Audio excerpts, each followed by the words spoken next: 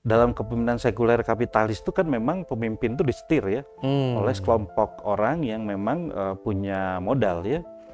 Ini juga boleh jadi menjadikan mereka nggak bisa banyak bergerak. Kalau pemimpin dunia ketiga ya kayak Indonesia ya nggak muncul tuh karena kita hanya jadi objek kapitalis ya, akhirnya objek demokrasi ya, akhirnya hanya berputar-putar di model-model kepemimpinan yang kalau menurut saya nggak menarik gitu. Ya, saya nggak ngelihat ada pidato-pidato yang menarik ya, kecuali janji-janji kosong gitu misalnya dari presiden sekarang nih ya gitu ya, yang apa saya akan bantai korupsi gitu. Ternyata yang kecil-kecil gitu. Nggak menarik gitu ya ini ya, bahasan kepemimpinannya gitu. Sayang tuh kalau ada pejabat negara yang kemudian mengatakan bahwa ini mah hanya apa namanya hoax di medsos saja gitu ya. Sebenarnya nggak gitu juga ya, karena kenyataannya kan parahnya luar biasa, dan hari ini kita saksikan sampai ribuan kan yang meninggal ya. Jadi kalau kalian ingin negeri ini jadi baldatun thayyibatun warbun ghafur, maka orang-orangnya harus bertakwa dong, beriman dan bertakwa dong gitu. Masyarakatnya harus beriman dan bertakwa, lebih lagi pemimpinnya kalau kita lihat gitu.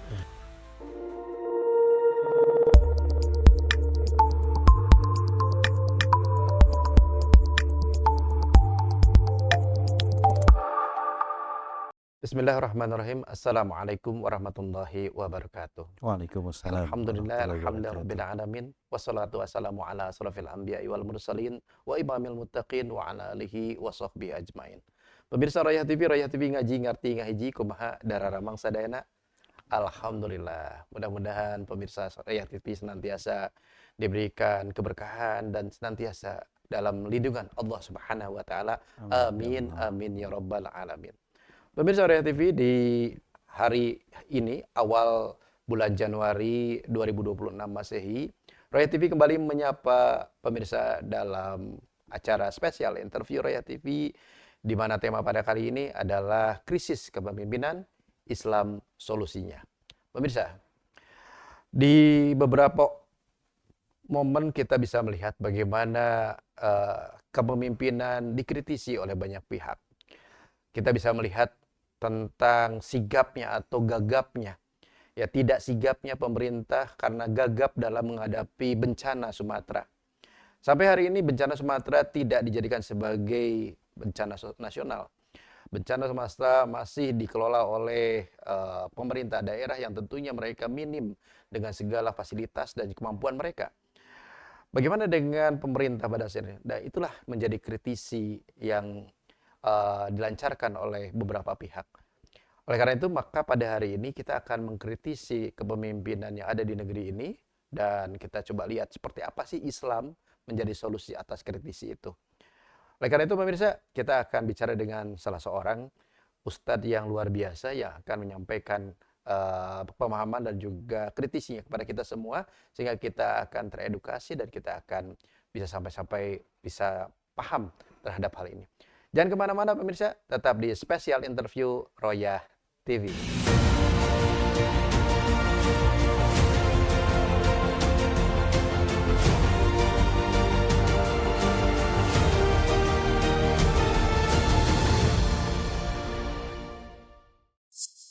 Baik, pemirsa Royah TV ngaji ngerti ngahiji.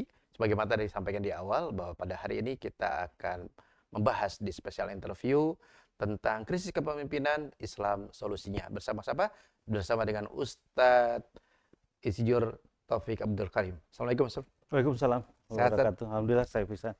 Kamu saudara? Alhamdulillah. Satuan saya. Aduh, hatur nuhun sudah bisa hadir di studio Royah TV. Ya, terima kasih dikasih kesempatan buat ngobrol. Masya Allah.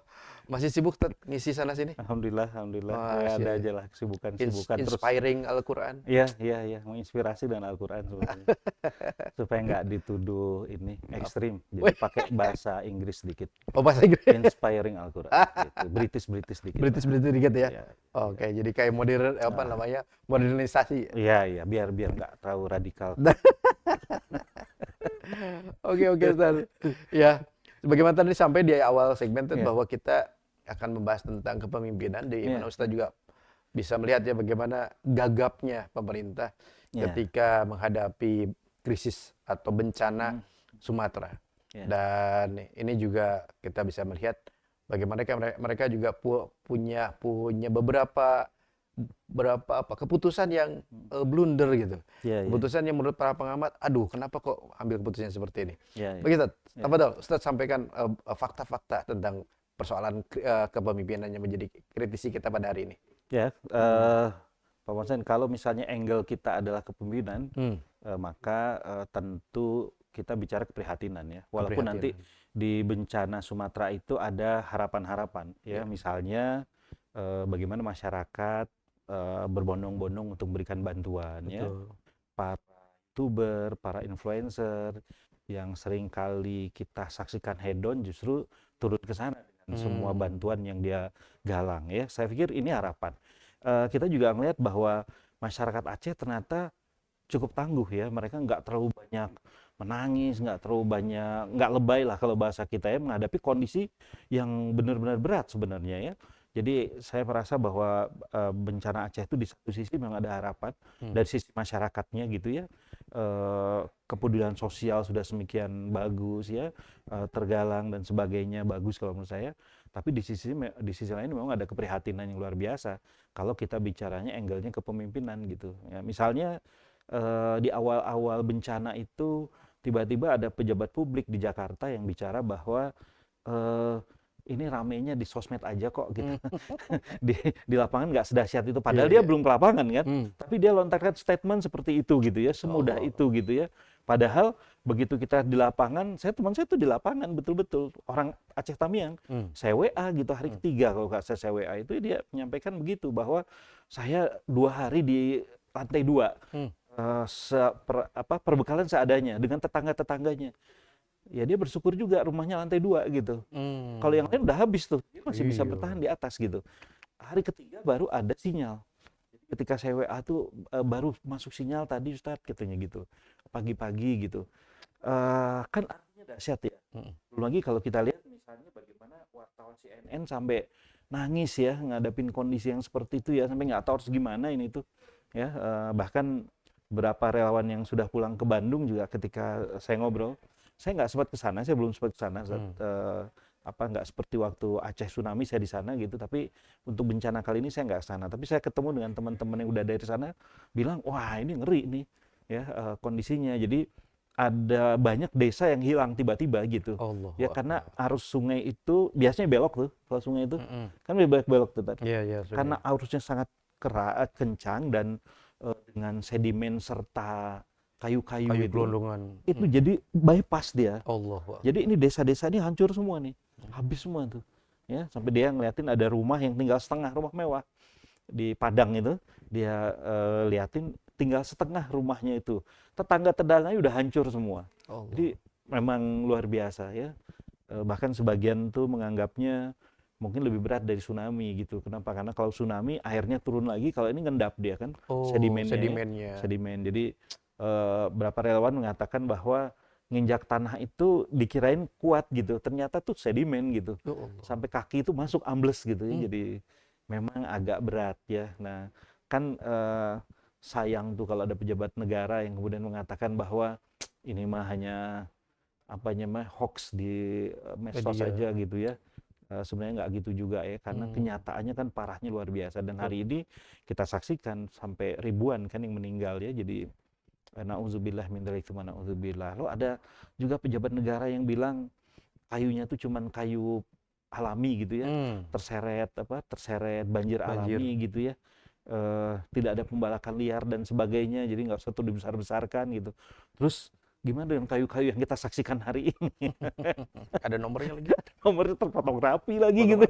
Jadi kadang-kadang ini tuh apa sih? Dipotong arus sungai katanya jadi rapi gitu, dikuliti sama batu-batuan tuh gimana sih? Kok kayu-kayu itu potongannya sama lagi kan ininya kan, memang itu mah khas gergaji kan, gergaji mesin kan kelihatan banget gitu. Tapi kan mereka nggak peduli ya, lontarkan statement semudah itu gitu ya, mengatakan bahwa nggak ada pembalakan liar dan ini mah hal yang biasa aja gitu. Jadi na'udzubillah min dzalik, na'udzubillah. Belum lagi kalau kita lihat ada menteri juga yang datang ke sana kemudian mengatakan 93% listrik sudah nyala gitu. Itu kan langsung masyarakat itu langsung menyampaikan bahwa di sini masih gelap Pak, Bapak silakan datang ke sini ke tempat Allahu kami Akbar. gitu. Nggak ada listrik sama sekali gitu kan. Kan apa ya, fakta-fakta yang sangat bertentangan dengan statement para pejabat itu ya, yang menunjukkan pertama ya boleh jadi memang mereka tuh nggak kompeten ya. Yang kedua memang nggak ada empatinya gitu. Kalau menurut saya ya, dari sisi kepemimpinan ya. Lah belum lagi pejabat daerahnya juga sama. Orang lagi bencana kayak begitu dia umroh gitu. Apa yang mau diperlihatkan gitu dengan umrohnya tuh, bahwa Betul. saya begitu solehnya gitu, biarin masyarakat saya habis Ya oleh Allah. bencana, atau saya dekat dengan Allah tuh gimana sih, apa yang mau dia, atau memang nggak mengerti prioritasnya yang mana Betul, yang betul. harus dia prioritaskan kan. Artinya kalau model kepemimpinannya seperti itu ya bisa diduga kuat bahwa memang tidak ada sense of crisis-nya kan gitu. Ya kalau kita lihat sosmed sih, belum lagi yang bawa beras di panggung. Itu jadi anekdot bener Iya ya, betul. yang pakai pakaian anti perang dan sebagainya. Jadi itu kunaon jelema-jelema teh kalau bahasa Sunda mah gitu ya. Ini kenapa sih orang-orangnya gini-gini banget gitu ya. Ya, dan memang yang paling menyedihkan itu ketika pemimpin nomor satunya sampai hari ini nggak berani mengatakan bahwa itu bencana nasional kan. Betul. Ya, banyak hal ya analisanya ya. Boleh jadi memang khawatir anggarannya terlalu besar ya. Karena saya dengar kemarin anggaran yang dikocorkan untuk satu provinsi itu kecil ya. Iya. Berapa? 50 miliar kalau nggak salah, seingat saya tuh. Ya Allah. Ya, sementara ada yang mengatakan bahwa dana standby loan untuk bencana itu kan besar sebenarnya. Betul. Ada sampai 1,5 triliun ya yang masih tersisa, dan ini udah selesai kan tahunnya kan, harusnya dikeluarkan gitu ya, tapi karena bukan bencana nasional jadi apa namanya, ya nggak harus anggaran sebesar itu dikeluarkan gitu. Di satu sisi kan ini menyedihkan gitu. Ya. Ya, lalu kalau kemudian ada respon dari rakyat Aceh, udah deh kalau gitu kita pisah aja deh gitu. Kalau Aceh bisa mandiri sendiri ya. Kalau menurut saya sesuatu yang memang Akhirnya jadi logis ya. iya wajar gitu Jadi ya. wajar ya. Iya ya, apa, orang berharap gitu dia punya pemimpin, punya negara gitu yang bisa melindunginya. Tapi hari ini kan malah seolah melecehkan masyarakatnya. Jadi Ya. kalau menurut saya nggak kompeten ya, kemudian nggak ada empatinya gitu ya. Maka pemimpin seperti apa yang begitu itu gitu kan ya. Jadi sama sekali nggak ada ininya, nggak ada nomenklaturnya tuh pemimpin model gitu. Model pemimpin seperti apa sih yang begitu tuh kan nggak ada sama sekali, karena Betul, semua betul. model kepemimpinan tuh kalau saya pelajari ya, saya pelajari juga John C. Maxwell ya, tokoh kepemimpinan di Gedung Putih gitu ya. Bagus-bagus tuh ininya. Konsep-konsep kepemimpinan aja. Dia John C. Maxwell tuh keluarkan 21 apa hukum kepemimpinan. Bagus-bagus tuh 21-nya tuh. Iya, iya. Tapi begitu realnya pemimpinnya kok kayak gini-gini amat gitu.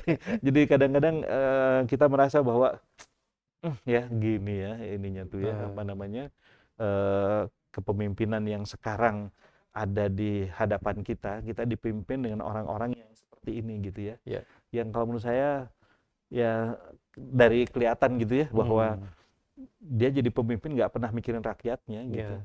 Ya, bahkan sebagian hanya manfaatkan rakyatnya aja kan.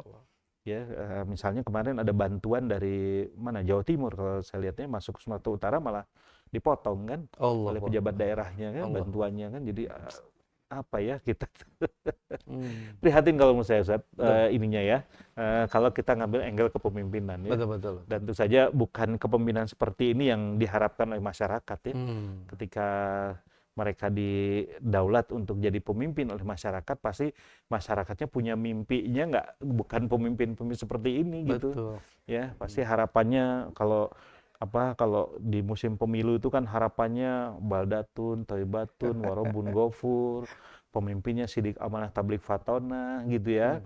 Tapi kenyataannya ya kita dapat ya pemimpin yang seperti inilah yang hari ini ada di hadapan kita gitu. Betul. Saya pikir ada yang salah kalau begitu. Betul. Siap. Gitu gambarannya, Ustaz. Baik, Ustaz. Ini berarti kalau tadi saya ambil kata terakhir, ada yang salah dengan kepemimpinan. Nah, ini apa sih yang menyebabkan mereka itu bisa seperti ini gitu, bisa bisa mengeluarkan statement blunder atau misalkan lambat dalam penanganan Iya, iya. persoalan dan sebagainya. Ini apa nih yang menyebabkan mereka atau latar belakang apa yang menyebabkan mereka seperti ini? Jangan dijawab dulu, kita akan masuk ke segmen yang kedua. Baik pemirsa Royah TV, apa yang disampaikan oleh Ustadz Eri Taufik luar biasa. Ya, membuat kita semakin tercerahkan bahwa ternyata memang pada faktanya itulah yang terjadi pemirsa. Ya, bahwa pemimpin di negeri ini mereka ya lambat dalam dalam penanganan bencana, lalu juga ada faktor-faktor yang membuat mereka seperti yang keluh gitu dalam lidahnya, ataupun misalkan kalau mereka mengeluarkan statement-statementnya blunder yang membuat masyarakat akhirnya lebih lebih tercederai dengan pernyataan-pernyataan mereka. Itu yang disampaikan oleh Ustadz Eri Taufik. Nah, apa sih yang menyebabkan mereka sampai seperti ini? Kita akan bahas di segmen berikutnya. Oleh karena itu, pemirsa, jangan kemana-mana, tetap di Special Interview Royah TV.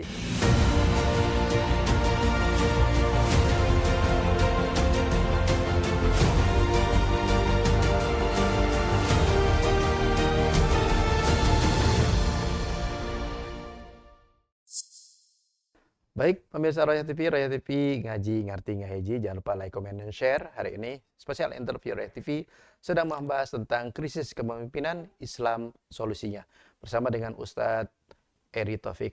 Baik Ustadz, eh, tadi kita bahas tentang fakta-fakta. Nah sekarang tadi tentang latar belakang kenapa sih mereka sampai seperti ini tuh, apa sih yang membuat faktor mereka seperti itu? Apakah kalau misalkan disebut mereka itu nggak tahu teori kepemimpinan, kayaknya sih tahu sih. Cuma pada Iya. prakteknya kenapa kok sampai seperti ini? Apa menurut Ustaz? Iya, kalau saya lihat di beberapa statement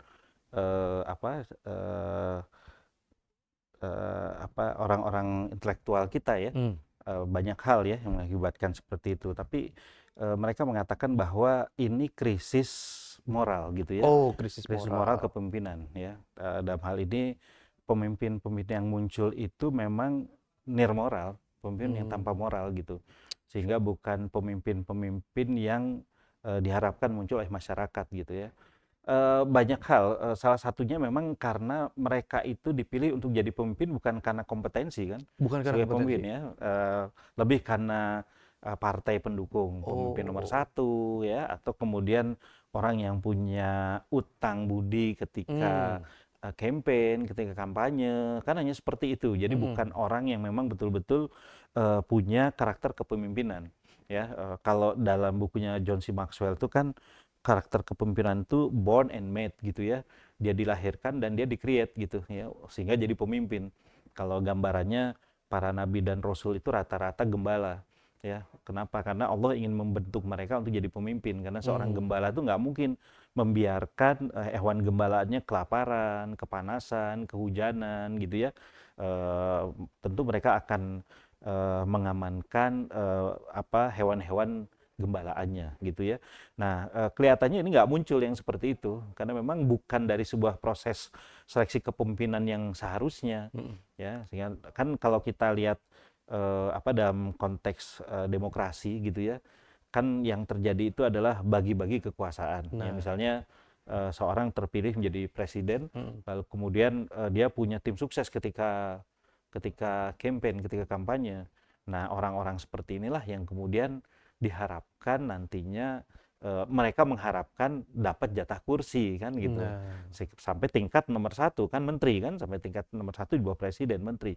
Dan itulah yang terjadi hari ini kan kita lihat ya. Memang sistem demokrasi menjadi mengharuskan seperti itu karena buat mereka juga nggak ada makan siang gratis dong. Gue udah bantu lu campaign gitu, masa gue nggak dapat apa-apa kan gitu ya. Makanya bukan cuman ini kan, bukan cuman orang-orang yang dianggap tidak layak saja, bahkan gitu banyak juga para koruptor yang masih duduk di tempat yang sama gitu ya. Jadi hanya sekedar masuk penjara 4 tahun 5 Hmm. tahun gitu. Nanti udah itu duduk lagi di kursi yang sama gitu ya, bahkan mungkin di tempat yang lebih tinggi gitu. Jadi ini yang mengakibatkan karakter kepemimpinannya nggak muncul gitu ya. Makanya ketika dia diuji dengan ujian-ujian yang berat, bencana itu kan salah satu ujian kepemimpinan kalau menurut saya. Justru kepemimpinan kita muncul ketika bencana itu terjadi kan. Kalau misalnya settle nyaman, nggak ada masalah kan. Saya mau kerja mau enggak juga orang nggak lihat hasil saya. Ya, tapi ketika bencana itulah orang jadi mengerti bahwa oh ini nggak layak nih, oh orang ini layak nih kan. Seolah kan itu pesan dari Allah kalau saya. Diuji ya, Ya kalau ujiannya. kalau menurut saya seolah Aceh itu pesan dari Allah ya, Betul. bahwa kalian punya pemimpin seperti ini diuji nih dengan cara seperti ini, gimana kamu ngelihat karakter kepemimpinannya, dan ternyata ya hampir semua mengecewakan ya, ininya tuh ya, kondisinya gitu. Jadi saya pikir itu ya, dalam pemimpin-pemimpin yang tumbuh di alam demokrasi itu tidak lagi menyisakan apa-apa, kecuali mereka akan jadi pemimpin yang berpikir hanya untuk memperkaya diri sendiri gitu. Nah inilah yang terjadi hari ini. Makanya nggak ada sense of krisisnya sama sekali gitu ya. Iya, betul. Ya bayangkan ya, di videokan tuh mereka makan-makan gitu ya. Dan apa, rasanya nggak layak gitu ya mereka makan-makan dengan hidangan yang semewah itu. Sementara di Sumatera yang menjadi tanggung jawab mereka, orangnya sampai nggak dapat makan, sampai nggak ada air, sampai nggak ada listrik gitu. Ya, ini kan empati bener gitu kalau menurut saya gitu ya. Nah, karakter kepemimpinan seperti yang justru muncul gitu. Ya, jadi kalau menurut saya itu penyebabnya gitu. Kalau misalnya apa, pelatihan dan sebagainya dalam kepemimpinan, ya mereka ikut retreat kan waktu itu kan, Iya, di kepemimpinan awal-awal. tuh kan, berarti doktrin-doktrin kepemimpinan disampaikan kan. Harusnya sih apa namanya, eh, sudah siap dong dengan semua literasi kepemimpinan gitu. Cuman kepemimpinan itu memang bukan sekedar literasi kan, tapi bagaimana dia pimpin tindakan, dia memimpin dengan tindakan. Jadi justru kalau menurut saya kepemimpinan itu akan muncul dalam krisis. Kita akan mengerti bahwa orang ini layak untuk jadi pemimpin gitu. Orang ini memang nggak layak untuk jadi pemimpin kan. Ya contoh tadi kita lihat bahwa ketika bencana dia malah jadi umroh gitu kan, kan nggak pas kalau menurut saya, Iya, sama betul. sekali nggak pas ya. Saya masih lebih bersimpati ke Gubernur Aceh ya, ke apa namanya, ke Mualimin itu ya, dia betul-betul turun ke sana, makan bersama rakyatnya, nangis bersama gitu, ngerasakan. Cuman kan penuh keterbatasan, nggak bisa nanganin sendiri kan gitu. Ya, makanya kemudian ada usulan dia untuk minta bantuan luar negeri aja deh, karena dari Jakarta justru nggak muncul bantuannya kan. Ada inisiatif seperti itu, saya pikir wajar karena hopeless juga kan ya kondisi masyarakat seperti itu. Dia udah berusaha untuk masuk ke masyarakatnya, nolongin masyarakatnya, ternyata nggak dapat bantuan dari pusat kan sebagai yang diinginkan gitu. Akhirnya muncullah usulan itu ya, minta keluar negeri. Tapi ini juga jadi masalah lagi kan ya, pusat nggak pengen gitu, sehingga beberapa bantuan dari luar negeri itu akhirnya kan ditolak kan, ya disuruh kembali ya, walaupun ada diterima oleh Muhammadiyah dan sebagainya gitu ya, diterimanya justru oleh NGO kalau menurut saya, oleh LSM ya, bukan oleh pihak yang bertanggung jawab di sana gitu. Jadi ini nih kalau menurut saya problem kepemimpinannya. Oke, baik. Tadi Ustadz menarik tentang bahwa mereka itu nirmoral. Ya, Artinya bahwa ada moral yang dikesampingkan iya, begitu ya. iya, Sebagai iya. seorang pemimpin mestinya kan mereka punya apa ya? Punya sense of crisis ya, Mm-mm. kalau krisis kemarin ya. Nah, ini apakah karena mereka itu ada backup di belakang gitu ya? Ada orang-orang tertentu di belakang, ada oligarki di belakang yang mereka itu akhirnya nggak bisa berbuat apa-apa gitu. Apakah seperti itu? Apa Ustaz? Ya bisa jadi ya. Hmm. Dalam kepemimpinan sekuler kapitalis itu kan memang pemimpin itu disetir ya oleh Hmm. sekelompok orang yang memang punya modal ya. Ini juga boleh jadi menjadikan mereka nggak bisa banyak bergerak. Ya misalnya gini, kalau betul bencana Aceh itu mau ditelusuri, mau kemudian diselesaikan, saya pikir akan banyak orang yang terlibat di dalamnya karena memang bencana itu luar biasa Hmm. ya. Memang di satu sisi siklonnya itu besar sekali, ada yang mengatakan bahwa airnya itu besar sekali gitu, tapi ditambah juga oleh kerakusan manusia ya yang mengunduli hutan, sehingga air sebesar itu nggak sanggup ditahan oleh pohon-pohon yang ada karena udah beralih fungsi kan, fungsi lahannya. Nah, siapa yang membuat alih fungsi lahan ini kan? Ini kan jadi problem kan, Betul. gitu. Ya tentu kekuatan-kekuatan pemodal kan nggak mungkin masyarakat bisa melakukan itu kan, karena kemampuan masyarakat nggak akan sampai sebesar itu. Pasti para pemilik modal gitu. Ya sehingga untuk menutupi hal ini mereka dipasang kan untuk berkicau seperti tadi gitu, nggak usah dibesar-besarkan, tenang aja, ini bencana daerah aja kok gitu kan. Karena kalau menurut saya, kalau dia sudah bencana nasional, itu sudah lain lagi ceritanya kan. Asing boleh masuk, media boleh masuk semuanya kan. Nah, Mungkin ada expose yang lain lagi gitu. betul. Ya sehingga saya sering kali melihat dalam kondisi bencana seperti ini eh, para pejabat publik itu kadang-kadang jadi bemper aja gitu ya. Contoh yang paling klasik yang ada di hadapan mata kita tuh Lapindo kalau menurut saya. Oh, Lapindo. Lapindo itu Lumpur Lapindo ya. itu udah ngeri kan. Kan nggak ada bencana di sana. Betul. Nggak ada angin puting beliung, nggak ada hujan, Nggak ada gempa.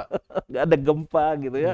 Yang ada tuh hanya ujung bor ya, yang salah nyuntik dan kemudian keluar semua air itu ya. Tiba-tiba dengan sederhana aja diselesaikan, jadi bencana nasional, anggaran masuk ke sana, selesai. Dan nggak ada apa-apa kan, coba bayangkan tuh. Ya, padahal ada di hadapan mata kita tuh gitu ya. Kan ini juga, aduh Masya Allah bisa sampai begitunya gitu ya. Jadi kalau menurut saya, ya saya sih untuk kasus Aceh, Sumatera Utara dan Sumatera Barat ini memang kelihatannya ya ada kekuatan besar ya, ya utamanya mereka yang mengalihkan fungsi lahan ya menjadi perkebunan ya, sehingga hutan-hutan itu digunduli. Nah kebetulan Allah juga ingin nguji kan dengan iklim yang luar biasa berat gitu, dengan siklon yang begitu berat ya, sampai teman-teman di Aceh Tamiang itu juga cerita bingung dari mana air ini gitu. Masya Allah. Karena nggak pernah ada air sebesar ini gitu loh. Ya sampai ada yang sampai ketinggian banjir itu 7 meter ya di beberapa daerah. Jadi apakah sungai ini ada di atas daratan atau gimana gitu ya, tapi buktinya air tuh bisa sampai sebesar itu gitu. Jadi di lantai 2 itu, lantai 1 udah ketutup, lantai 2 itu ikut tertutup juga oleh air gitu. Ini kan berarti luar biasa ya dahsyatnya. Nah di satu sisi mungkin Allah ingin berikan warning ya buat kita ya dengan cuaca yang seperti itu ya, bahwa sesuatu terjadi di sana, ada kejahatan yang terjadi di sana gitu. Nah, itulah yang harus akhirnya terjadi gitu. Kalau menurut saya sangat mungkin. Sangat mungkin Ya, kan. iya, sangat mungkin. Tinggal berani nggak sih ditelusur? Kalau menurut saya sih berapa kali statement-statementnya sih nggak berani. Nggak akan berani ya? Nggak berani, memang nyatanya nggak berani. Karena kan berapa statement para pejabat udah mengatakan tidak ada pembalakan liar kan. Ini betul-betul murni alami kan gitu kan. Yang mengatakan bahwa ada pembalakan liar itu justru civil society kan.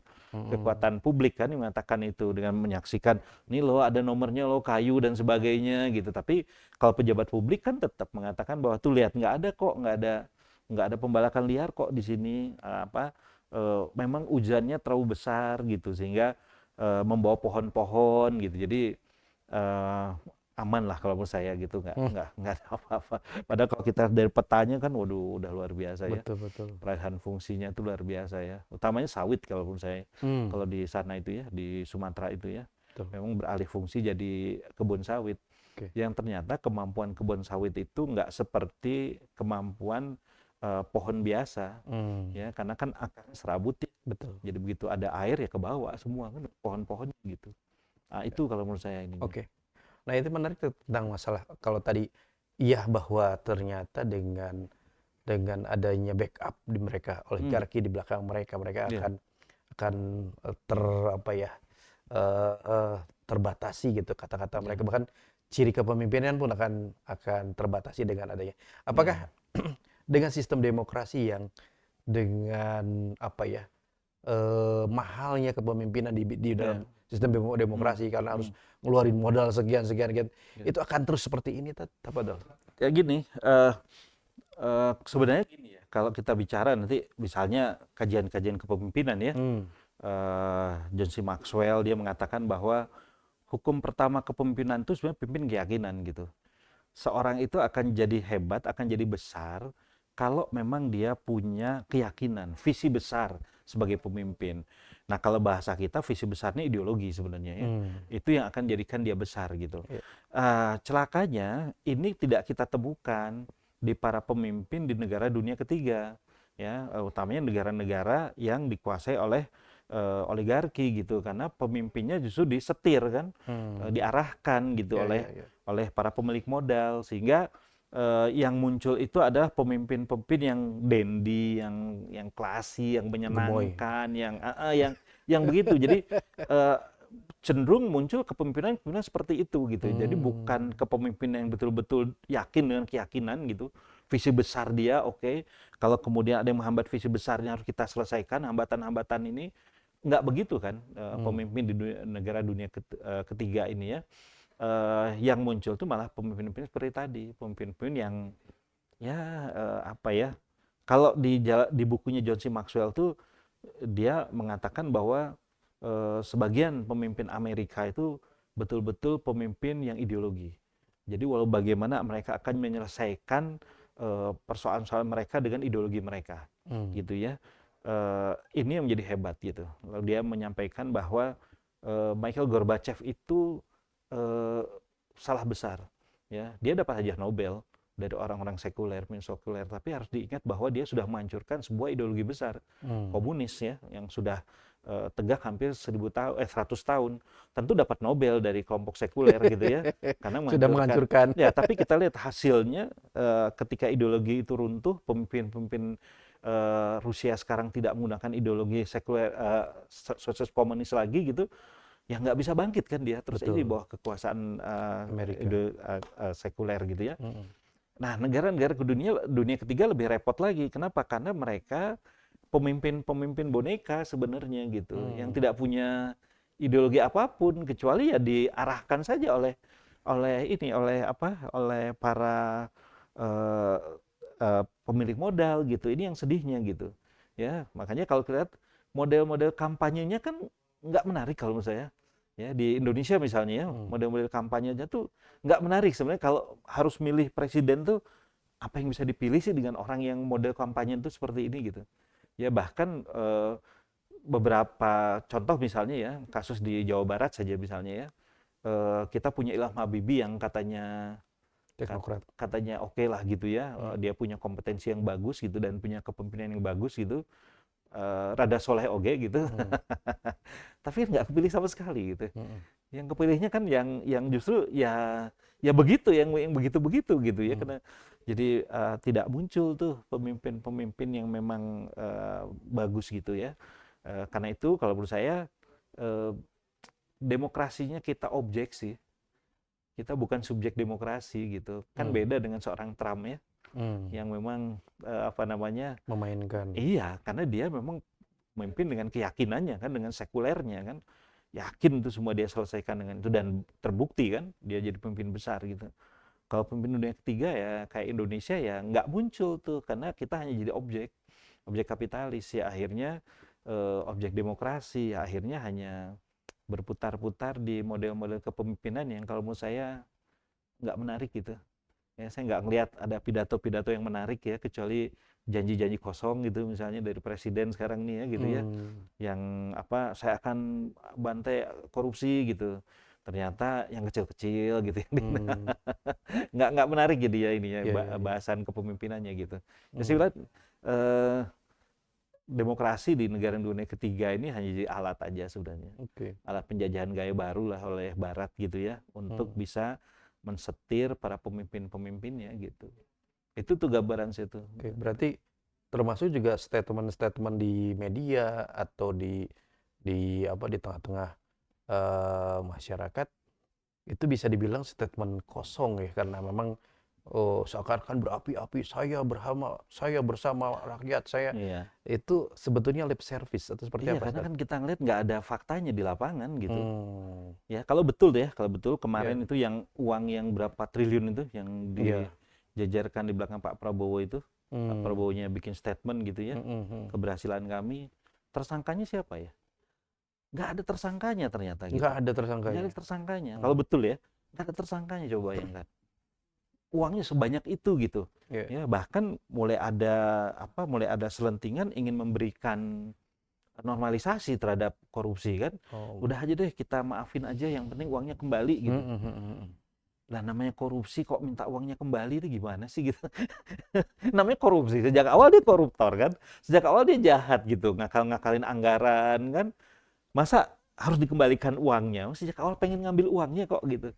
Ya, jadi artinya gini, artinya hanya sebatas omongan-omongan yang sebenarnya dalam kenyataannya nggak pernah direalisasikan gitu ya. Nah, akhirnya kalau menurut saya juga kita terjebak menganggap bahwa ini mah hanya sekedar krisis moral, krisis etika gitu ya.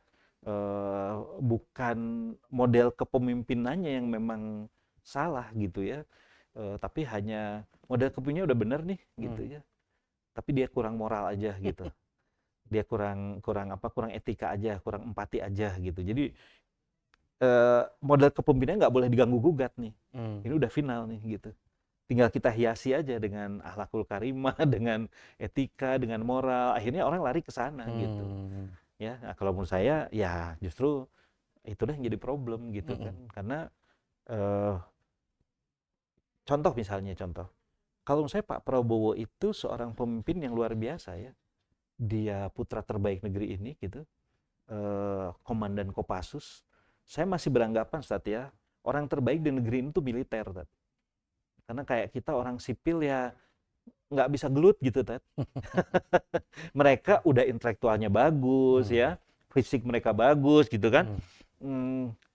Tapi begitu jadi pemimpin kenyataannya nggak seperti itu gitu. Ya. Nggak seperti itu. Kita punya SBY yang luar biasa kan.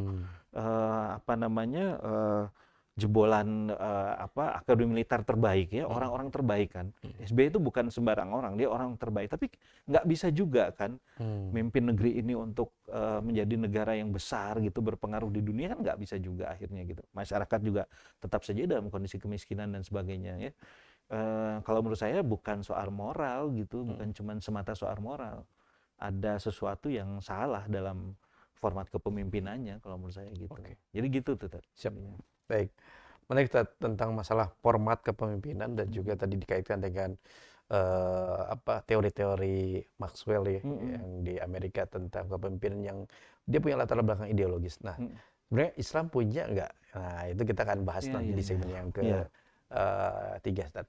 Baik, pemirsa Raya TV ngaji ngerti ngaji yang disampaikan oleh Ustadz Eri Taufik luar biasa pemirsa. Beliau memaparkan kepada kita semua bagaimana sebuah kepemimpinan itu secara teoritis itu punya berbagai macam varian dan juga ketentuan-ketentuannya, tapi tetap di lapangan. Nah ini ya ada hal-hal yang menentukan itu. Selama tadi saya menyampaikan selama mereka itu menjadi kacung-kacungnya oligarki dan mereka juga disetir ya untuk memainkan demokrasi di sebuah negeri dan mereka juga masih menggunakan sistem kapitalis, maka apalagi di negeri ketiga seperti Indonesia ini ya akhirnya kita jadi bulan-bulanan pemirsa ya, sense of crisis lalu juga moral dan sebagainya jauh pemirsa ya. Kita sebagai seorang muslim bagaimana kepemimpinan menurut Islam? Kita akan sama-sama bahas bersama Ustadz Eri Taufik dalam segmen yang ketiga. Jangan kemana-mana pemirsa, tetap di spesial interview Royah TV.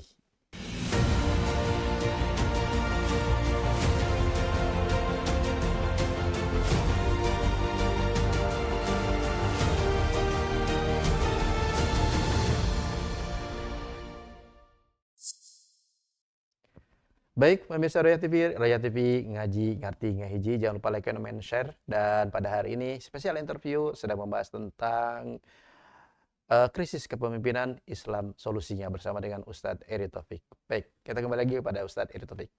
Ustadz, nah bicara tentang Islam, bicara tentang solusi, gimana nih?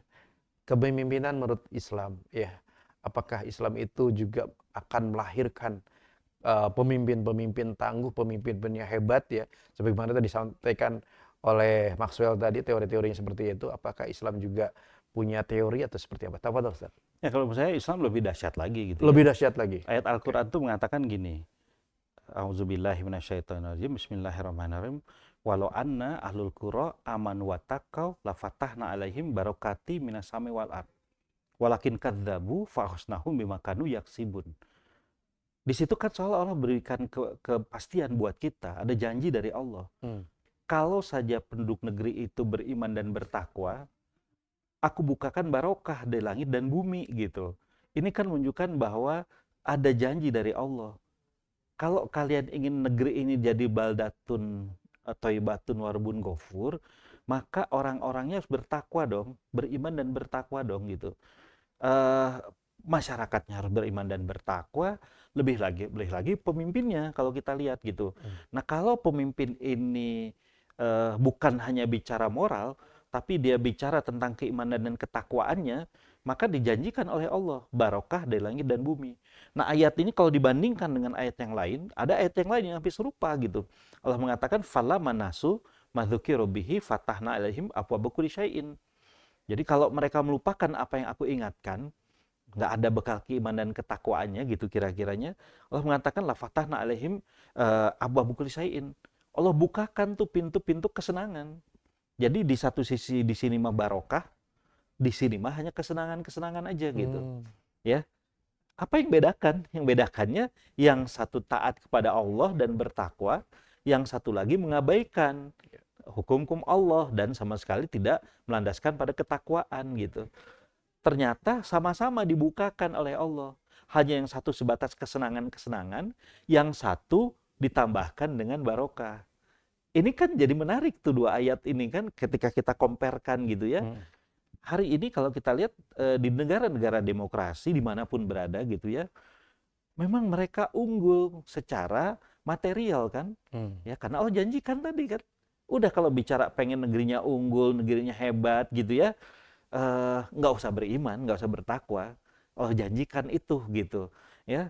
Tapi falamma nasu mazukrubi fatahna alim abwaab kusin summa idza farihu bima utu akhasnahum baktatan. Ketika sedang bergembira dengan apa yang aku datangkan itu, aku tarik kesenangan-kesenangan itu. Barat hari ini yang katanya negara paling hebat Amerika sekalipun gitu ya, mereka kan krisis kemanusiaan. Mereka kan hancur sudah sejadi-jadinya hari ini kan. Sebagian mereka nyesel jadi manusia kan gitu karena sudah hilang semuanya, nggak ada barokahnya, hanya Allah kasih kesenangan. Jadi kalau hanya pengen dapat kesenangan gitu, nggak usah jadi orang beriman, nggak usah jadi orang bertakwa gitu. Cuman yang di problem kita ini kadung jadi muslim kan. Kalau model kepemimpinannya kita contoh model kepemimpinan sekuler yang mereka meninggalkan ketaatan, mereka dapatkan kesenangan, ya salah. Kenapa? Karena kita muslim, kita punya konsep yang lain dalam kepemimpinan itu. Kepemimpinan itu harus beriman dan bertakwa. Kalau ini baru Allah katakan la fatahna alaihim barokati minas samawat. Allah bukakan barokah dari langit dan bumi. Dari langit itu adalah barokah Allah berupa petunjuk, berupa hidayah, berupa kebahagiaan. Dari bawah kekayaan-kekayaan kan dibukakan oleh Allah. Betul. Artinya kan ini menarik gitu. Ya, hanya pola pemimpin sekarang meninggalkan ini gitu, malah berlari ke mode kepemimpinan demokrasi tadi gitu loh. Ya jadi ya nggak dapat apa-apa sama sekali akhirnya gitu.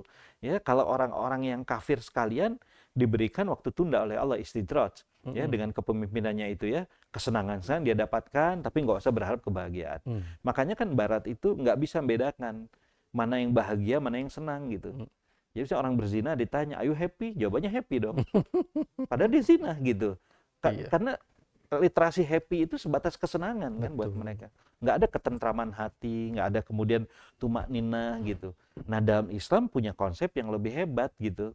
Kalau kamu ingin negeri ini jadi baldatun thayyibatun warbun ghafur, ada tumak ninah di sana, dibukakan juga oleh Allah kemudahan-kemudahan gitu ya. Pemimpinnya harus beriman dan bertakwa dong gitu. Ya, nah tentu kemudian takwa ini yang harus di breakdown kan lebih detail kan. Gimana model kepemimpinan takwa itu? Tapi secara konsep punya gitu. Cuman kan orang belum apa-apa udah nggak ada Islam mah gitu ya. Islam mah nggak ada tuh konsep-konsep kepemimpinan gitu kan. Ya, ini yang jadikan mereka akhirnya berlarinya ke kepemimpinan yang salah, model kepemimpinan yang salah gitu. Jadi kalau menurut saya Islam lebih dahsyat. Ya, makanya nanti karakternya sendiri Islam tuh berikan gambaran sidik, amanah, tablik, fatonah gitu ya. Kan ini hanya bisa ditempelin ke Islam dong. Yeah. Nggak bisa tampilin ke sekuler dong, nggak bisa pemimpin sekuler pengen sidik amanah tablik fatwa, nggak nyambung gitu ya. Nggak bisa kita berharap bahwa pemimpin sekuler akan adil, nggak mungkin, karena nggak bisa, karena Nggak nggak akan ada bisa ya. literasi itu kan. Masya Allah. Kan nggak ada literasi itu, pemimpin sekuler melindungi rakyatnya, nggak ada kan, nggak ada literasi itu kan buat mereka mah gitu. Yang ada tuh free fight aja kan, masyarakat dengan pemimpinnya sama-sama berebut kue kapitalis, itu aja. Masyarakat pemimpinnya jadi fasilitator aja kan, masyarakat silakan bertarung bebas kan, namanya free fight kan. Kan ini kan pola kepemimpinannya. Jadi nggak usah berharap mereka ngasihkan public service dan sebagainya, nggak usah gitu ya. Nah tapi kalau dalam pemimpinan beda kan, kepemimpinan ini disebut juga roin, kepemimpinan juga disebut amanah, kepemimpinan ini juga jadi penyesalan di akhirat. Nah ini kan literasinya di Islam nih sebenarnya. Jadi ini yang menarik kalau buat saya. Jadi kalaupun mau, ya harusnya pemimpin takwa itulah yang dimunculkan hari ini gitu untuk mengatasi krisis pemimpinan. Nah, kalau kita bicara kepemimpinan takwa, kalau John C. Maxwell itu punya 21 hukum kepemimpinan, kalau takwa itu 4 aja sebenarnya. Apa? Pimpin keyakinan tadi. Ya, seorang pemimpin harus yakin dengan keislamannya, dengan ideologi Islamnya gitu.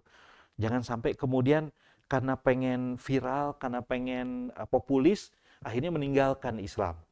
Ya, tentu kalau kita lihat Rasulullah sudah membuktikan itu. Ketika di Mekah diuji dengan banyak ujian Rasulullah itu ya. Salah satu ujian terberat itu justru ketika dibukakan kemudahan untuk Rasulullah. Ya, tapi berpaling sebentar ya dari Islam kan Rasul nggak mau. Menunjukkan berarti betapa Rasul itu kuat sekali dalam keyakinannya. Yang kedua, pimpin kecerdasan kan. Ya, kenapa? Karena komponen ketakwaan itu salah satu kecerdasan. Ya, orang itu akan bertanggung jawab ketika dia responsibility itu ada respond something with ability, merespon sesuatu karena kemampuannya, ya. Sehingga para pemimpin itu harusnya orang-orang yang cerdas, orang yang mengerti persoalan tengah masyarakatnya gitu ya, yang punya sense terhadap penderitaan masyarakat, ya orang-orang yang cerdas seperti. Lihat aja Rasulullah kan, bagaimana Rasul itu begitu cerdasnya gitu. Walaupun nanti untuk persoalan teknis kan Rasul nyerahin kepada sahabat kan, karena bukan wahyu kan gitu. Ya, dalam penyerbukan kurma ya kita tahu ya bahwa Rasul pernah ngasih cara penyerbukan kurma tapi ternyata gagal kan, sampai Rasul mengatakan antum a'lamu bi umuri dunyakum. Ini kan persoalan teknis nih.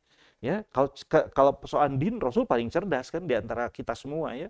Tapi persoalan teknis diserahkan. Ini juga kecerdasan Rasulullah. Salah satu kecerdasan Rasul itu terlihat ketika dalam perang Badar itu para sahabat dan Rasul memilih tempat yang agak jauh dari mata air. Lalu muncullah seorang Hubab bin Munzir nanya ke Rasulullah, ya Rasul, ini tuh wahyu atau strategi perang? Ini tuh strategi perang, bukan wahyu, kata Rasulullah. Rasul mengatakan, boleh nggak nih kita pindah dari sini ke tempat yang dekat dengan mata air? Oke, Rasul ngerti bahwa Hubab ini orang yang kompeten di Lembah Badar, gitu, karena dia orang situ, gitu. Ya, akhirnya pindah kan pasukannya. Nah, ini perang Badar tuh adalah perang besar pertama yang dimenangkan oleh kaum muslimin. Padahal jumlah kaum muslim itu hanya 1/3 dari jumlah musuh. Artinya kecerdasan itu jadi kunci kepemimpinan gitu. Ya tentu kita nggak pengen juga ya pemimpin yang terlalu pelangga-pelongo gitu ya. Rada sedih juga ini. Kayak rada sedih juga ya ininya ngeliat pemimpin-pemimpin yang aduh gitu ya. Gitu kadang-kadang saya bilang ini tuh blow on beneran atau pretend sih kadang-kadang saya sampai begitu, sampai saya nggak yakin kadang-kadangnya ada pemimpin yang pelongo-pelongo gitu ya. Ya nggak mungkin lah pemimpin bisa seperti itu. Yang ketiga itu adalah pimpin ketaatan. Ya, kalau kita lihat Rasulullah, Rasul paling taat. Buktinya apa? Buktinya ketika ada seorang perempuan yang mencuri di Madinah itu, para sahabat minta supaya diringankan hukumnya, Rasul marah kan. Ya, Rasulullah mengatakan lo anak Fatimah binta Muhammad sarakat tiadaha. Kalau saja waktu itu yang mencuri Fatimah anak Muhammad, aku pasti potong tangannya. Ini menunjukkan bahwa Rasul itu paling taat kan. Sampai memastikan kalau ada Fatimah yang mencuri, aku pasti potong tangannya gitu. Ya, dan inilah Rasulullah gitu ya. Yang harusnya kita contoh kan benchmarkingnya ke Rasulullah kalau Islam tuh ya bukan ke orang biasa gitu. Kepemimpinan benchmarkingnya ke Rasulullah. Lalu yang keempat tuh pimpin tindakan kan. Nah, kalau kita lihat ada sebuah peristiwa menarik pada masa Rasul itu ketika ada berita bahwa akan ada musuh yang menyerang gitu. ya ternyata para sahabat sedang siap-siap. Ternyata dari pihak musuh tuh ada orang yang berkuda datang gitu. Ternyata Rasulullah, jadi sahabat baru siap-siap, Rasulullah udah ada di depan gitu untuk berhadapan dengan musuh. Kan susah kita bertemu dengan pemimpin seperti sekarang ini. Ya, sebagian mengatakan bahwa saya mah nggak punya tongkat Nabi Musa, jadi nggak bisa tuh kita merasakan itu gitu ya. Padahal dia tuh udah jadi pemimpin kan. Tapi seolah jadi menghindar dari tanggung jawabnya. Kan Rasul nggak begitu. Betul-betul pimpin tindakan gitu. Nah, kalau 4 hal ini bisa dimiliki oleh para pemimpin, ditambah dengan sistem kepemimpinannya gitu ya, jadi budaya kepemimpinan, jadilah model-model seperti para khalifah ya setelah Rasulullah. Bukan hanya sekedar bicara moral ya, kalau moral kan hiasan aja gitu, tapi esensinya kepemimpinan itu. Ini yang diberikan, dipersembahkan dalam Islam ya, sehingga model kepemimpinannya lengkap, bukan hanya sekedar karakternya saja, tapi juga sistem kepemimpinan juga dibangun oleh Rasulullah kan. Ya, sehingga saya ingat banget ayat yang Al-Qur'an mengatakan bahwa wa anihkum bainahum bima anzalallah wala tattabi ahwaahum wahdharhum ayftinuka am ba'di ma anzal ilaik fa in tawalla fa'lam annama yuridullah ifsabahum bi ba'di dzunubihim wa inna katsiran minan nasi la fasikun. Jadi perintah itu, wahai Muhammad, berhukumlah dengan apa yang Allah turunkan. Jangan kamu ikut keinginan para sahabatmu. Ya, kalau dalam sistem demokrasi kan kepemimpinan itu justru kolektif ya, tuntutan publik gitu. Ya. Apa yang jadi tuntutan publik kemudian dijalankan. Kalau ayat itu menunjukkan bahwa segitu dekatnya Rasul dengan para sahabat, tapi kalau sahabat melanggar hukum-hukum Allah, yang nggak diikutin Rasulullah gitu ya. Bahkan dikatakan fa in tawallaw fa'lam annama yuridullah yusibahum bi ba'di dzunubihim. Tapi dikatakan kalau mereka kekeh berpaling, ketahuilah bahwa Allah hendak mengazab mereka dengan sebagian dosa-dosa mereka. Karena itu kadang-kadang saya berpikir jangan-jangan kita di negeri yang kaya raya ini, yang subur makmur ini ya, kenapa tiba-tiba terperosok dengan kemiskinan ya, dengan berbagai macam persoalan yang harusnya nggak terjadi gitu ya. Ya karena kita justru memilih untuk meninggalkan hukum-hukum Allah gitu, baik masyarakatnya maupun pemimpinnya. Sehingga yang disisakan oleh Allah itu adalah bencana demi bencana kan. Tapi itu bersyukur, karena hanya sebagian yang disiksa oleh Allah. Kebayang kalau setiap kesalahan kita itu langsung diazab oleh Allah gitu. Setengah mati gitu ya. Saya suka nyontohin misalnya lagi naik mobil gitu ya, tiba-tiba ada yang herang mencrang di sebelah kanan, kita ngelirik gitu. Wah, dosa, tabrakan. Coba kalau setiap kesalahan itu langsung diazab oleh Allah ya, waduh setengah mati takut. Ya Allah. Makanya para ulama kita mengatakan ayat itu tuh menguntungkan buat kaum muslimin karena tidak semua kesalahan itu langsung ditimpakan azab gitu. Nah, ini kan harusnya diperingatan dong. Ya, kenapa? Karena kita udah kadung jadi muslim. Dan kita tinggal di negeri muslim gitu dengan jumlah penduduk muslim yang terbesar gitu. Kenapa nggak diambil itu jadi model kepemimpinannya gitu? Ya terapkan di tengah-tengah masyarakatnya. Saya pikir barokah dari langit dan bumi itu muncul. Ya kalau kita sekarang nggak konsisten, mintanya baldatun thayyibun wadhun ghafur, tapi model kepemimpinannya sekuler gitu. Jadi gimana? Nggak bisa dong gitu. Kan literasi baldatun thayyibatun wadhun ghafur itu dalam Islam kan? Yeah. Bukan dalam konteks kepemimpinan sekuler sekarang. Karena dalam konteks kepemimpinan sekarang nggak ada baldatun wadhun ghafur kan. Yang ada itu hanya masing-masing mencari kekayaan kan. Sebagai pemimpin, saya jadi pemimpin, punya kesempatan untuk jadi kaya kan gitu. Ya sudah mengkayakan diri sendiri kan. Ya, akhirnya kan begitu yang muncul. Beda dengan Islam kan. Ya kalau saya kisah-kisah kepemimpinan Umar bin Khattab ya, Abu Bakar Siddiq gitu, kalau saya baca-baca buku tentang mereka tuh ya kadang-kadang sok cerik sorangan gitunya ieu teh aya kitunya jelema jiga kieu ayeuna gitu kan. Ya jadi sampai orang tuh nyari skeptis ya. Ini mah kayak cerita dongeng ya gitu, kayak baca cerita dongeng gitu, dongeng Sangkuriang dan sebagainya. Padahal Sangkuriang mah dongeng, udah pasti dongeng. Kalau ini mah kan bukan. Kalau ini kan kisah nyata yang pernah ada dalam kehidupan manusia gitu. Nah ini tuh kadang-kadang menjadikan kita jadi benar gitu. Yang menarik itu ketika misalnya aja ya Umar bin Abdul Aziz ya, ketika hendak jadi khalifah itu ya, sampai minta pada istrinya gitu, tolong serahkan tuh semua kekayaan yang kita Masya punya Allah. gitu, karena hari ini aku jadi khalifah. Hmm. Kau boleh milih gitu, milih harta kekayaan itu atau milih aku. Hmm. Dongeng sama juga. Asa skeptis itu. Ya asa, wah jauh teuing Jauh juga teuing. juga nu kitu teh boro-boro karena begitu jadi pemimpin yang terpikir tuh saya harus kaya kan. Heeh. Saya memperkaya diri gitu Naon deui kan. nu. Iya, masyarakat mah biarin aja lah gitu.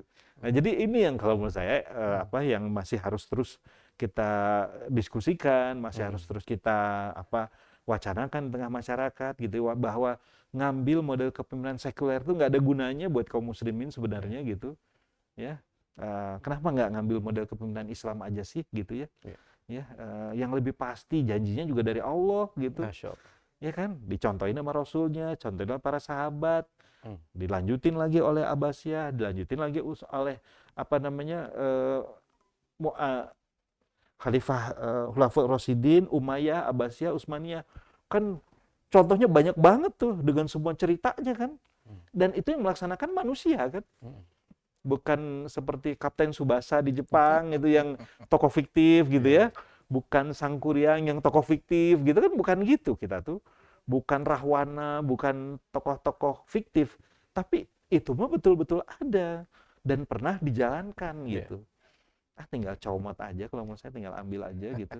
Kalau kita ingin keluar dari krisis, tapi kalau memang nggak keluar dari, pengen memang ya sudahlah, kita memang udah kutukannya begini gitu. Kutukan. Kecuali kalau gitu ya, Ah. kan aku mengatakan walakin kadabu kan, Hmm. fasnahum bimakanu yaksibun Ya. kan, tapi mereka cenderung berdusta ya, nggak mau mengambil Islam kan sebagai ini mereka model kepemimpinan mereka, maka Allah azab mereka dengan kedustaan itu. Ya. Na'udzubillah min dzalik wa na'udzubillah. Gitu kalau menurut saya Oke. gambarannya tuh. Satu lagi, Tat. Ini pertanyaan terakhir sebelum closing statement ya. Hmm. Mungkin nggak ada pemimpin yang mengambil etika-etika Islam ya, Iya. seperti tadi misalkan dia itu sidik, amanah, tablik fatona, Mm-mm. tapi di dalam kondisi kapitalis seperti sekarang. Sekarang tuh contohnya gini Hmm. misalnya ya. Saya pikir pemimpin-pemimpin kita tuh ngerti bahwa rakyat itu susah di Aceh itu. Mm-mm. Ya, menderita banget di Aceh itu. Hmm. Tapi kan demokrasi ini mengharuskan mereka lebih memihak kepada para pemilik modal kan sekarang. Hmm. Kan hilang semua jadinya akhirnya Oke. gitu. Saya pikir nggak mungkin lah ya mereka tega gitu lihat ribuan orang meninggal gitu. Secara manusiawi pasti Oh nggak bisa. iyalah, pastilah ya. Mm-mm. Dan mereka tuh pemimpin, mereka tahu betul bahwa itu tanggung jawab Betul. mereka kan Mm-mm. seharusnya gitu. Tapi kan ketika para pemilik modal memaksa mereka untuk tidak peduli kan, mereka kan jadi tidak peduli kan. Hmm. Terus bagaimana gitu? Betul. Kan akhirnya ya etika kan kalah dengan Kepentingan. kepentingan apa namanya sesaat ya, pragmatis Betul. kan, uang dan sebagainya kan nggak bisa apa-apa pada Iya, akhirnya betul. gitu. Sudah banyak kasusnya kan. Hmm. Tadi saya nyampaikan Lapindo, kasus pagar laut kemarin Mm-mm. gitu kan semuanya hilang begitu aja kan. Siapa yang dimenangkan? Ya para pemilik modal akhirnya kan tetap aja kan masyarakat mah ya udah fungsi aja, pindah masyarakat kasih lagi nanti kamu bikin rumah baru aja gitu ya, kan kelihatan gitu bahwa nempelkan sesuatu yang baik gitu dengan yang buruk, iltibas bahasa kita tuh, itu tuh hanya mengakibatkan keburukan yang lebih dahsyat gitu Masya pada Allah. akhirnya gitu. Masya. Ya kan? Hmm. Karena saya lihat masyarakat tuh sangat berharap ya, pemimpinnya tuh seperti Umar bin Khattab ya, Mm-mm. ketika kampanye kan gitu ya. Mm-mm. Umar bin Khattab, Ali bin Abu Thalib, Abu Bakar Siddiq kan sampai disematkan mereka tuh seperti orang-orang itu gitu ya, orang sahabat-sahabat utama itu. Pada kenyataannya kan aduh jauh banget gitu. Ya. Nah, ini yang harus diperhatikan gitu kalau menurut Baik. saya gitu. Baik, Ustaz. Kita sudah tiba di akhir waktu. Masya Allah. Masya Allah. Silakan Ustaz untuk memberikan closing statement kepada pemirsa Raya TV. Ya kalau menurut saya masyarakat harus mulai punya keberanian untuk menggali model kepemimpinan Islam itu ya. Hmm. Ya, kenapa? Karena itu adalah yang terbaik. Ya, model kepemimpinan sosialis komunis itu udah hancur karena memang tidak manusiawi. Model kepemimpinan sekuler demokrasi hari ini udah babak belur. Ya, karena memang apa ya, arogan dan kemudian tidak bisa diharapkan. model kepemimpinan Islam dulu pernah ada ya, dan 1.300 tahun lamanya. Ya, saya pikir mengembalikan itu menjadi sebuah keharusan buat kita. Kenapa? Karena dunia ini sudah butuh model kepemimpinan baru ya, yang memang pernah digagas dulu oleh Rasulullah. Saya pikir mengembalikan itu jadi kewajiban buat kita semua. Gitu kira-kira Baik, gambaran. terima kasih Ustadz Eri Taufik. Ya, Pemirsa Raya TV, luar biasa yang disampaikan oleh Ustadz Eri Taufik, ditutup dengan closing statement tadi, ya, bahwa kita punya kewajiban untuk mengembalikan Islam sebagai apa? Sebagai sebuah platform kita, ya, termasuk juga sebagai standar dalam hal kepemimpinan. Pemirsa, apa yang disampaikan tadi dari awal sampai akhir ini itu luar biasa, daging semua pemirsa. Ya, yuk, mari kita share. Karena itu adalah bagian dari kita untuk mengedukasi diri kita dan saudara-saudara kita. Dengan kita teredukasi, maka kita akan semakin rindu hanya dengan Islam lah pemirsa, bahwa kita akan diberikan keberkahan dunia dan akhirat. Baik pemirsa, saya Ponsen Sindu Prawito bersama dengan kerabat kerja Raya TV mohon undur diri. Saya ucapkan terima kasih Ustadz Eri Taufik. Jazakallahu khair atas waktu dan juga pencerahannya. Mudah-mudahan ini menjadi pahala jariah bagi Ustadz dan keluarga. amin ya Allah. Baik, kita sama-sama tutup dengan doa kifaratul majelis. Subhanakallahumma bihamdika asyhadu an la ilaha illa anta astaghfiruka wa atubu ilaik. Bila taufiq wal hidayah. Wassalamualaikum warahmatullahi wabarakatuh. Waalaikumsalam warahmatullahi wabarakatuh.